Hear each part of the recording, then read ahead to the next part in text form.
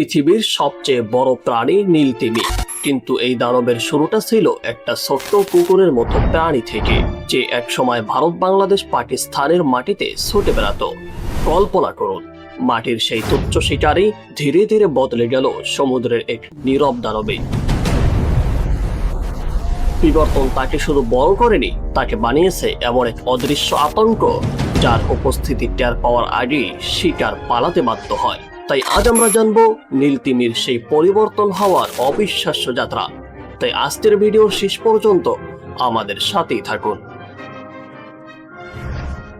প্রায় ৬৬ মিলিয়ন বছর আগের কথা, একটা বিশাল গ্রহাণু আছড়ে পড়ল পৃথিবীতে। তার ধাক্কায় সমুদ্রে রাজত্ব করা প্লেসিওসরাস আর মোজাসরাসের মতো দানবীয় শিকারীরা একেবারে মুছে গেল।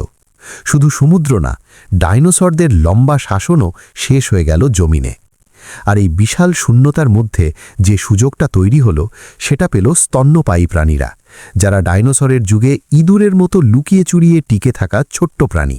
এখন তাদের সামনে খোলা মাঠ, আর প্রকৃতি কখনো শূন্যতা পছন্দ করে না। কাজেই কোনো না কোনো স্তন্যপায়ীকেই একদিন না একদিন সমুদ্রের সেই ফাঁকা সিংহাসনে বসতে হবে। ৫৫ মিলিয়ন বছর আগের কথা। তখন ভারতীয় উপমহাদেশ আর পাকিস্তানের একটা বড় অংশ পানির ওপর ভেসে বেড়াচ্ছে। সেই সময় হরিণের মতো দেখতে একটা প্রাণী নিজেকে দুটো ভিন্ন পথে বিভক্ত করে নিল। এই বিভাজনের একটা শাখা থেকে পরে এলো হিপোপটেমাস, আর অন্য শাখা থেকে জন্ম নিল আর্কিওসিডস, যাদের থেকে কোটি বছরের পথ পেরিয়ে আমরা পাই তিমি আর ডলফিন। আজকে যে ডলফিন বা তিমি সমুদ্রে ঘুরে বেড়াচ্ছে, তার সবচেয়ে কাছের স্থলজ আত্মীয় হল হিপো। এটা শুনতে অদ্ভুত লাগলেও বিজ্ঞান কিন্তু এটাই বলছে। সেই বিভাজনের প্রায় ৫ মিলিয়ন বছর পর একটা প্রজাতি আসে যার নাম পাকিসেটাস। কুকুরের সমান এই প্রাণীটাকেই বিজ্ঞানীরা তিমির সবচেয়ে প্রাচীন সত্যিকারের পূর্বপুরুষ বলে মনে করেন। ১৯৮১ সালে পাকিস্তানের সুলেমান পর্বতমালা থেকে এদের জীবাশ্ম আবিষ্কার হয়। প্রথমে বিজ্ঞানীরা একটু হোঁচট খেয়েছিলেন, এই প্রাণীটা কোন শ্রেণীতে পড়ে। তারপর এদের কানের ভেতরের হাড়ের গঠন দেখেই ধাঁধার সমাধান হল, কারণ সেটা আধুনিক তিমিদের অনন্য অভ্যন্তরীণ কানের গঠনের সাথে অদ্ভুতভাবে মিলে যায়। সেই সময়টায় ওই অঞ্চলের তাপমাত্রা ছিল প্রচণ্ড গরম। পাকিসেটাস ছিল সর্বভোজী। খাবারের টানেই সে ধীরে ধীরে জলের কাছে যেতে শুরু করল, একটু একটু করে ডুব দিতে লাগল। কিন্তু পানিতে কুমিরের মতো ভয়ঙ্কর শিকারী ছিল, ফলে ৫০ মিলিয়ন বছর আগে এই প্রাণীটা জীবাশ্ম রেকর্ড থেকে হঠাৎ হারিয়ে গেল। তবে গল্প সেখানেই শেষ না। পাকিসেটাস যেখান থেকে পাওয়া গিয়েছিল, সেই একই এলাকা থেকে ৪৯ মিলিয়ন বছর পুরনো আরেকটা প্রজাতি আবিষ্কার হল অ্যাম্বিউলোসেটাস। এরাই মূলত পাকিসেটাসের বিবর্তিত রূপ। পানিতে সাঁতার কাটার জন্য এদের শরীর অনেকটাই প্রস্তুত হয়ে গিয়েছিল, আর জলে স্থলে দুটোতেই এরা জীবন কাটাতে পারত। এই কারণেই বিজ্ঞানীরা অ্যাম্বিউলোসেটাসকে স্থলভূমি থেকে জলে তিমির রূপান্তরের প্রথম সেতুবন্ধ প্রাণী বলে চিহ্নিত করেন। এরপরে এলো ৪৭ মিলিয়ন বছর আগের রোডোসেটাস। এদের সময়ে সবচেয়ে বড় পরিবর্তনটা হলো তিমির পূর্বপুরুষরা নদী, লেকের মিষ্টি পানি ছেড়ে সরাসরি সমুদ্রের লোনা পানিকে নিজের ঘর বানিয়ে নিল। রোডোসেটাস আগের প্রজাতিগুলোর চেয়ে ঢের বেশি সময় পানির নিচে কাটাতে পারত, কিন্তু সমুদ্রে ঢুকে পড়লে মানেই নতুন বিপদ। পুরনো সমুদ্রী শিকারীদের মুখোমুখি হতে হবে। তাই রোডোসেটাস বা তার মতোই কোনো প্রাণী ভারতীয় উপমহাদেশ ছেড়ে টেথিস মহাসাগরে পাড়ি জমাল, আর শুরু হলো পুরোপুরি সামুদ্রিক জীবন। মজার ব্যাপার হলো, ঠিক এই সময় ভারতীয় উপমহাদেশ ইউরেশীয় প্লেটের সাথে ধাক্কা খেয়ে হিমালয় পর্বতমালার জন্ম দিল। আর সেই কারণেই আজকে তিমির বেশিরভাগ প্রাগৈতিহাসিক জীবাশ্ম পাওয়া যায় ভারতীয় উপমহাদেশের পাহাড় পর্বতের কাছাকাছি এলাকায়। কয়েক মিলিয়ন বছর পানিতে থাকতে থাকতে রোডোসেটাসের বংশধররা ৮ ফুটের শরীর থেকে ৬০ ফুটের দানব ব্যাসিলোসরাসে রূপান্তরিত হয়ে গেল। তার যুগের যে কোনো সামুদ্রিক প্রাণীর জন্য এটা ছিল আক্ষরিক অর্থেই দুঃস্বপ্ন। তবে পেছনের পা দুটো তখনও ছিল, তবে একদম খুদে, দুটো কলার সমান, কোনো কাজে লাগে না, শুধু অতীতের স্মৃতি হয়ে ঝুলে আছে। ব্যাসিলোসরাসের পরিবারেরই আরেক সদস্য ডোরুডন।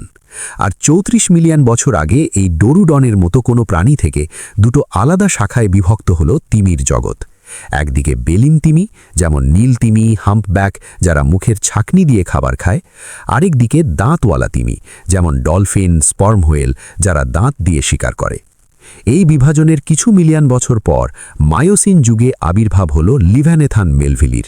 পৃথিবীর ইতিহাসে সমুদ্রে এর চেয়ে ভয়ঙ্কর প্রাণী আর আসেনি। আকারে মেগালাডন শার্কের সমান, কিন্তু চোয়াল এতটাই শক্তিশালী যে মেগালাডনকেও চিড়ে ফেলতে পারত। এবার আসি আধুনিক নীল তিমির কথায়। এই প্রাণীটা আসলে মাত্র কয়েক মিলিয়ন বছর আগে বিবর্তিত হয়েছে। প্রায় ৩ মিলিয়ন বছর আগে যখন বরফ যুগ শুরু হচ্ছিল, তখন সমুদ্রে ক্রিল নামক ক্ষুদ্র প্রাণীর পরিমাণ লাগাম ছাড়াভাবে বেড়ে গেল। খাবার বেড়ে যাওয়া মানেই বড় হওয়ার সুযোগ তৈরি হওয়া, আর নানা পরিবেশগত চাপের ফলে ৩০ ফুটের বেলিন তিমিরা বিবর্তিত হয়ে গেল ১০৯ ফুটের নীল তিমি। এই দৈর্ঘ্যটা ২৫টা টয়োটা গাড়ি পাশাপাশি রাখলে যতটা হয় ততটা, আর ওজন ৪০টা হাতির সমান। আকাশে বা মাটিতে আজ পর্যন্ত এমন কোনো প্রাণী আসেনি যে এই রেকর্ড ভাঙতে পারবে। তবে দুঃখের কথাও আছে। সমুদ্রের ভাকিটা নামের একটা ছোট্ট ডলফিন আছে, কুকুরের সমান সাইজের, আর মানুষের কারণে সেটা আজ মাত্র 10টারও কম বেঁচে আছে। আজকে যে ভূমিকা একসময় মোজাসরাস, মেগালাডন আর লিভানেথান পালন করত, সেটা এখন করছে অর্কা বা কিলার হোয়েল। স্কুল বাসের সমান আকারের এই প্রাণীটাই আজকের সমুদ্রের তীর্ষ শিকারী, যাকে কোনো প্রাণী শিকার করার সাহস দেখায় না। তবে এই পুরো বিবর্তনের গল্পে কিছু প্রশ্ন এখনও ঝুলে আছে। অ্যান্টার্কটিকায় ৪৯ মিলিয়ন বছর পুরনো ব্যাসিলোসরাসের জোয়াল পাওয়া গেছে, কিন্তু সেই সময় পাকিসেটাস তখনও ঠিকভাবে পানিতে নামাই শুরু করেনি। তাহলে এর বংশধররা কিভাবে তার আগেই সম্পূর্ণ সামুদ্রিক হয়ে গেল? আর আরেকটা ব্যাপার, মানুষ যদি সমুদ্রের কাছে বাস করতে শুরু করে, তার পায়ে পাখনার মতো গঠন হতেই লাগবে ১০০ মিলিয়ন বছরেরও বেশি। অথচ তিমির পূর্বপুরুষ মাটি থেকে পুরোপুরি জলজ প্রাণীতে রূপান্তরিত হয়ে গেল মাত্র ৭ মিলিয়ন বছরে। এটা বিবর্তনের হিসেবে অস্বাভাবিক দ্রুত। এই প্রশ্নগুলোর উত্তর বিজ্ঞানীরা এখনও খুঁজছেন, আর আমার বিশ্বাস আগামী কিছু বছরের মধ্যেই এই রহস্যের পর্দা উঠবে।